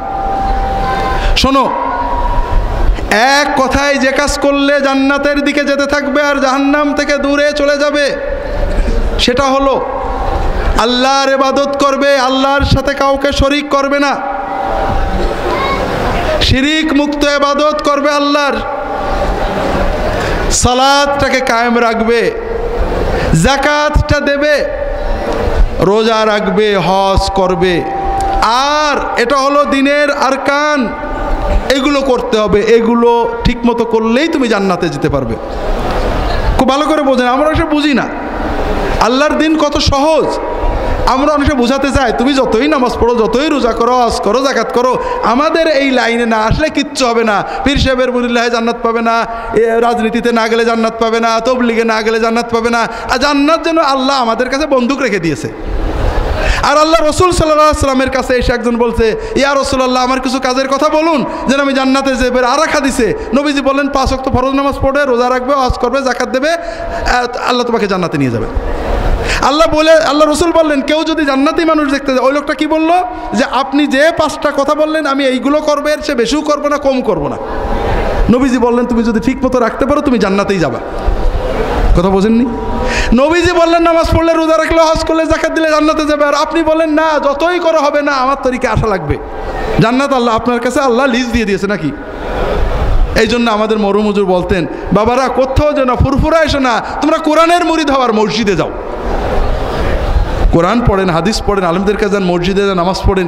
এটাই হলো জান্নাতের মূল কথা। তুমি নামাজ আল্লাহর ইবাদত করো, শিরিক মুক্ত ইবাদত, এটা হলো সবচেয়ে মূল কথা। শিরিক মুক্ত ইবাদত করে অল্প করো, এটাই তোমার জন্য যথেষ্ট। আর শিরিক জড়িয়ে বেদাত জড়িয়ে অনেক করো, লাভ হবে না, সবগুলো নিয়ে জঞ্জালে চলে যেতে হবে। সর্বশেষ রাসূলুল্লাহ সাল্লাম একটা মূল নীতি দিলেন, সেটা হলো মানুষের সাথে আচরণ। রাসূলুল্লাহ সাল্লাল্লাহু আলাইহি ওয়াসাল্লাম বললেন, তুমি মানুষ থেকে যেমন আচরণ চাও, তুমি যেটা চাও যে মানুষেরা তোমার সাথে করুক, তুমি তাদের সাথে ঠিক ওই রকম করো। কথা কি বুঝতে পেরেছেন? কথা বোঝেননি? অর্থাৎ তুমি কি চাও? মানুষ তোমাকে সম্মান করুক, তোমার সাথে ভালো ব্যবহার করুক, তোমার ব্যাপারে সন্দেহ না করুক, তোমার কথাটা গ্রহণ করুক। ঠিক তুমি যখন কারোর সাথে আচরণ করবা, চিন্তা করো তুমি যদি ওইখানে হতে আর তোমার সাথে কেউ করতো, তাহলে তুমি কেমন মনে করতে? মানুষ তোমার সাথে যেমন আচরণ করুক তুমি প্রত্যাশা করো, তুমি ঠিক তেমন আচরণ মানুষদের সাথে করো। আর মানুষরা যে আচরণ করলে তোমার কষ্ট লাগে, যে কথা তোমাকে বললে তুমি কষ্ট পাও, যে আচরণ তোমার সাথে করলে তুমি কষ্ট পাও, ওই আচরণ তুমি অন্য কারোর সাথে করো না। কথা বুঝতে পারেননি? তা আল্লাহ রসুল সাল্লাল্লাহু আলাইহি ওয়াসাল্লাম আমাদেরকে জান্নাতে যাওয়ার মূল নীতিটা বলে দিলেন। আল্লাহ রসুল প্রথমে কি বললেন? তা'বুদুল্লাহ ওয়া লা তুশরিকু বিহি শাইআ। আল্লাহর ইবাদত করবে, তার সাথে শিরিক করবে না। শিরিক মুক্ত ইবাদত, এটাই হলো সবচেয়ে কঠিন কাজ, অথচ শিরিক মুক্ত ইবাদত হলো সবচেয়ে সহজ কাজ। আমরা শিরিক কিভাবে করি আপনাদের গতকাল বলেছি। আমরা বারবার বোঝানোর চেষ্টা করি, আমাদের কলবের ভিতরে নির্ভরতা, ইবাদত, চাওয়া পাওয়ার জায়গায় আল্লাহ ছাড়া কেউ থাকবে না। আর এখানে কেউ ঢুকলেই শিরিক হয়ে যাবে। আর শিরিক হলো দিনদার মানুষদের ধ্বংসের প্রথম পথ। শিরিক থেকে মুক্ত হতে গেলে সুন্নতের ভিতরে থাকতে হবে। যতক্ষণ আপনার নীতি হবে নবী রাসূলুল্লাহ সাল্লাল্লাহু আলাইহি ওয়াসাল্লাম যা করেছেন করব, যা করেননি করব না, যা করেননি করব না, যা করেছেন করব। দুনিয়ায় যে যা করুক কারোর সাথে আমার ঝগড়া নেই, সবাই ভালো সবাই মন্দ যা হয় হোক, আমি আমার নবীজিকে নিয়ে থাকব। রাসূলুল্লাহ সাল্লাল্লাহু আলাইহি ওয়াসাল্লাম যে কাজ করেছেন তাই করব, যে কাজ করেননি করব না, যে কথা বলেছেন বলবো, যে কথা বলেননি বলবো না, যে বলে বলুক। আপনার শিরকে যাওয়ার কোনো ভয় নেই। আর যখনই আপনি সুন্নতের বাইরে যাবেন, কোনোটা জায়েজ হবে, কোনোটা বেদাত হবে, কোনোটা শিরকে চলে যাবে, যাবেই যাবে। এটা এমন একটা দরজা, কোনোভাবে ঠেকানো যায় না। কাজেই তাওহীদের উপরে থাকতে হলেই সুন্নতের উপরে থাকতে হবে, আর সুন্নতের উপরে থাকলেই আপনি তাওহীদ পেয়ে যাবেন। সালাত কায়েম করা, সালাত দিনের সবচেয়ে বড় জিনিস। আর একটা জিনিস মনে রাখবেন, আমরা বাংলাদেশের মুসলমানদের ভিতরে যারা ভণ্ড পীর, নেড়ার ফকির, এই জাতীয় যারা আছেন, তাদের সবচেয়ে বড় আক্রোশ নামাজের উপরে। তাদের যারা মুরিদ হয় প্রথমেই তাদের নামাজ বন্ধ করে।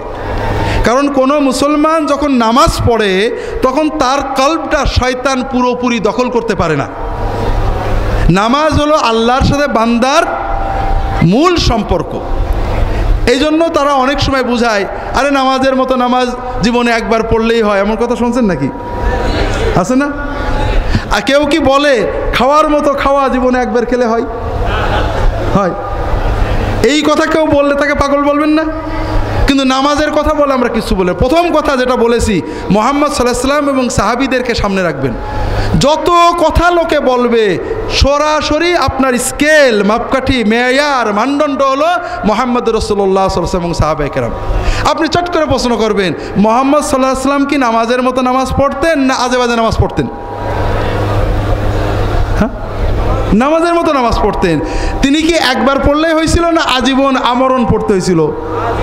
কাজেই কেউ যদি বলে যে মুহাম্মদ সাল্লাল্লাহু আলাইহি ওয়াসাল্লাম আমি বেশি ইমানদার, আমার জীবনে একবার পড়লেই হয়, সে মুসলমান না কাফের? ব্যাস, খুব মানদণ্ড। কেউ বলবে আরে নামাজ পড়বো কি, আগে মন ঠিক হোক তারপরে নামাজ পড়বো। আমার কাছে একটা হিন্দু ছেলে আসছে, আপনাদের আখলাকে কেউ, মুসলমানদের আখলাকে কেউ মুসলমান হয় না, তারপরও ইসলামের ভিতরে এমন আলো থাকে। এই যে আল্লাহ যে ব্যবস্থাটা দিয়েছেন ওটা অনেক মানুষকে নিয়ে আসে। যুবক ছেলে, কলেজে পড়ে, স্যার আমি মুসলমান হতে চাই, তবে আপনাকে একটা প্রশ্ন করতে আসছি। আসলে পুরো মুসলমান, ভালো মুসলমান না হয় কি নামাজ পড়া যায়? তখন যে বাবা প্রশ্নটা একটু ঘুরিয়ে ফেলো, নামাজ না পড়ে কি কোনোদিন মুসলমান হওয়া যায়? তোমাকে যদি কেউ বলে যে পুরোপুরি সুস্থ না হয়ে কি ভাত টাত খাওয়া যায়, তাহলে আপনি কি বলবেন? যে না খেয়ে কি সুস্থ হওয়া যায় নাকি? কথা বোঝেননি?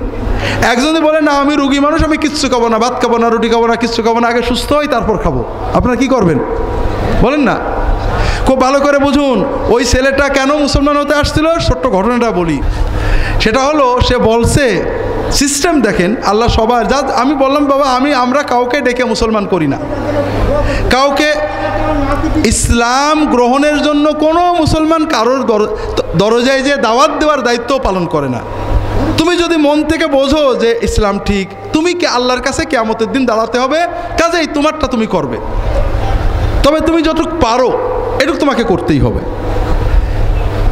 কেন বাবা তুই মুসলমান হবে? বলে আমার বাবা মারা গিয়েছে কয়েক মাস আগে, বাবার নাম গোবিন্দ। তো বাবাকে শ্মশানে পোড়াতে নিয়ে গেছে, বাবার নিচেই কাঠ উপরে কাঠ। তো বাবার উপরে যখন কাঠ দিয়েছে আমার খুব খারাপ লাগছিল, বাবা কালকেও আদর করছি, দড়াই ধরছি, চুমু খাইছি, আমার সেই বাবার উপর কাঠ দিচ্ছে, কি কষ্ট লাগছিল আমার। তারপর বাবার যখন আগুন দিল, আগুন দেওয়ার পরে আপনারা জানেন মরা মানুষের হাত পা খিচে আসে। তো বাবার পাটা লাফ মেরে উঠলো খরচ করে। তা আশেপাশের লোকরা বলে এই গোবিন্দ লাফাচ্ছে বলে এই নিয়ে বড় বাড়ি মেরে মেরে আমার বাবার পার হাড় গোড় সব ভেঙে ফেললো। তা আমি বমি এসে গেলাম, আমি অসুস্থ হয়ে পড়লাম। তা আমি আমার গোসাইদেরকে গুরুদেরকে জিজ্ঞেস করলাম যে আচ্ছা এই যে মানুষ মরে গেলে পোড়াতে হয়, আমাদের ধর্মের কোন কেতাবে, বেদ গীতা কোথায় আছে? তা গোসাইরা একটাই বলে যে এই সব যুগ যুগ ধরে করে আসছে, এত কথা বলতে হয় না। তো তারপর থেকে আমার জন্য খুব কষ্ট লাগে যে না আমাদের এগুলো কি করি। তা আমার খুব শখ মুসলমান হওয়ার। তো মূল কথাটা হলো ভাইরা, এই নতুন মুসলমান হবে সেও মনে করে, কারণ আমরা মুসলমানরা বোঝাতে পারিনি যে নামাজ বোধহয় লাস্ট কাজ না, নামাজ হলো ফার্স্ট কাজ। নামাজ না পড়লে মন ঠিক হবে কি করে? ওষুধ না খেলে কি সুস্থ হয়? কেউ যদি বলে আমি এখন রুগী, ওষুধ খাবো না, সুস্থ হয়ে খাবো, তাকে কি পাবনায় নেবেন না? এই তো পিছনে আছে, ঠিক না? তো ভাইরা বেঈমান কেউ বলে যে মারেফত হয়ে গেলে আর নামাজ লাগে না, আছে নাকি এরকম? আছে। প্রথম কথা বোঝেন, এই যে মারেফতের গুরুত্ব দেওয়া, এটা রাসূলুল্লাহ সাল্লাল্লাহু আলাইহি ওয়াসাল্লাম কোরআন এবং হাদিসে নেই।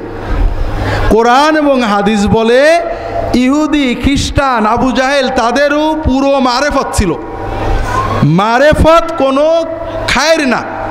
এই মারেফত যখন ইমানে যাবে, ইমান এবং এলেমে পরিণত হবে, তখন সেটা কল্যাণ। ইহুদিদের মারেফত ছিল, খ্রিস্টানদের মারেফত ছিল, কাফেরদের মারেফত ছিল, কোনো লাভ হয়নি। মারেফত আছে মেনে নিচ্ছে না, মারেফতের কোনো দাম নেই। এই জন্য ইসলামে ইমান এবং এলেমের গুরুত্ব দেওয়া হয়েছে। ইমাম আবু হানিফা রাহমাতুল্লাহ আলাইহি বলছেন মারেফতে আমরা সবাই সমান, মারেফতের পরে ইমান না আসলে কোনো লাভ নেই। মারেফতই সব। এটা ইসলামের একটা বাতিল ফেরকা ছিল, জাহামিয়া বলা হতো। তারা বলতো, আবু হানিফা রহমতুল্লাহ আলাইহি লেখছেন মারেফতই যদি সব হতো তাহলে খ্রিস্টান, ইহুদি, কাফের সবাই জান্নাতে যেত। আলহামদুলিল্লাহ, আমি আপনাদের থেকে বিদায় নিচ্ছি। আল্লাহ তাআলা আলাম। আল্লাহুম্মা সাল্লি আলা মুহাম্মাদ ওয়া আলা আলিহি ওয়া সাহবিহি আজমাইন। সুবহানাকা আল্লাহুম্মা ওয়া বিহামদিকা আশহাদু আল্লা ইলাহা ইল্লা আনতা আস্তাগফিরুকা ওয়া আতুবু ইলাইক। আসসালামু আলাইকুম ওয়া রাহমাতুল্লাহ।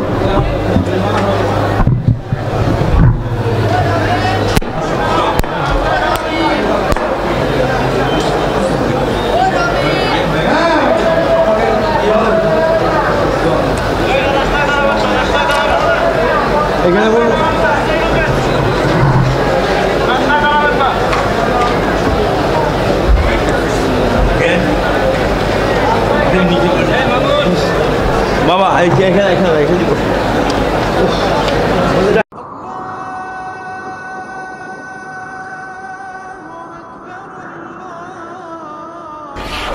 আস সুন্নাহ ট্রাস্ট, সুন্নাতে উদ্ভাসিত জীবনের জন্য।